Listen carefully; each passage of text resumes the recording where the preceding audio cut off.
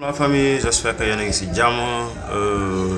asiatique yi dinañ dem ba benn moment dañuy jékki-jékki rek dangay taxaw rek ne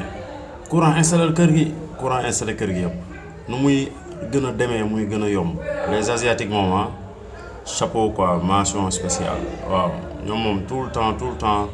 luy gën a yombal affaire bi ci lañ nekk donc ATS bi 60 ampères la triphasé mais avantage bi avec bii mooy mën nga ko def monophasé tamit mooy da ngay utiliser mooy borne première borne à gauche ak dernière borne quatrième borne bi fii même chose yii nii boo ko bëggee utiliser en mono mooy yii mooy bon boo xoolee fii priorité ATS yi da lay defal N mooy normal yi bon normalement quoi donc sa consommation prioritaire moom mooy N bi donc ce qui veut dire que Senelec fii la nekk bii groupe électrogène la wala waree ba solaire fii moom mooy sortie bi donc da ngay pont yii 4 bornes yi da nga koy pont fii tout en respectant structuration pôle yi nii donc fii nii ngay def sa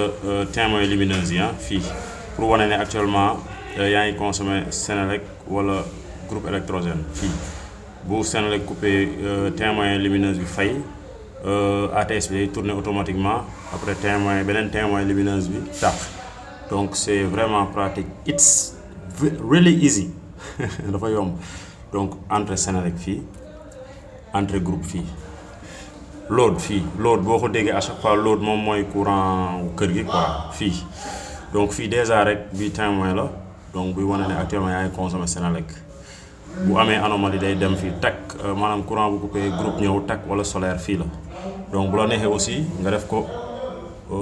manuel actuellement dañ ko bàyyi ci automatique bi pour muy tourner boppam automatiquement mais mën nga bës fii 0 takk def ko manuel bàyyi ko muy tourner manuellement donc it's very easy te am na yeneen ak yeneen puissance boo soxla am na